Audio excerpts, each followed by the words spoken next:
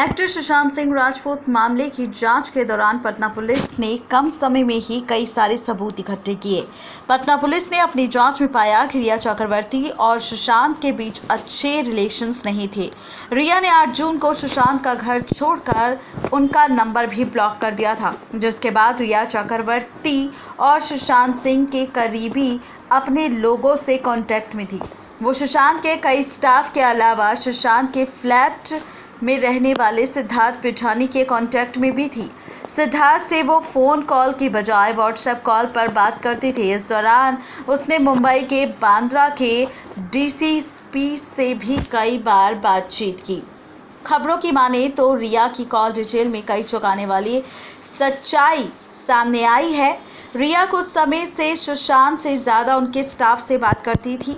दूर बैठकर सुशांत के बारे में भी जानकारी लेती रहती थी। सुशांत के स्टाफ श्रुति से उनके 1 साल में 800 बार से ज़्यादा बातचीत की।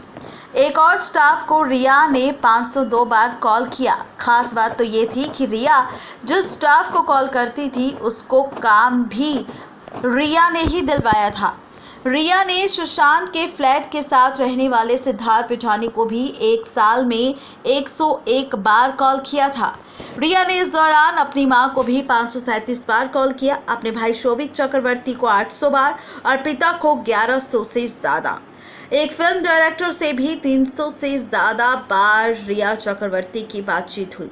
फिल्म डायरेक्टर महेश भट्ट से कई बार रिया चक्रवर्ती की लंबी बातचीत हुई, जबकि सुशांत से साल में सिर्फ 142 कॉल पर बातचीत हुई। रिया ने सुशांत के हादसे के बाद बांद्रा के डीसीपी से भी 20 जून से 18 जुलाई के बीच 5 बार बातचीत की। पुलिस अधिकारी को 20 जून, 22 जून, 1 जुलाई, 18 जुलाई को कॉल की गई थी।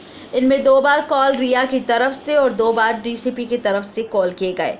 इन कॉल्स का होना इस बात का पूरी तरह से सबूत है कि रिया सुशांत के जाने से पहले और सुशांत के जाने के बाद हर चीज पर अपनी नज़र गाड़े हुए थी कि आखिर मुंबई पुलिस आगे कौन सा एक्शन लेगी और एक्शन लेने के बाद अब रिया चक्रवर्ती को किस तरीके से उस एक्शन से बचना है, उसकी पूरी जानकारी रिया चक्रवर्ती को मिल रही थी। नेक्स्ट 9 लाइव से रजनी की रिपोर्ट।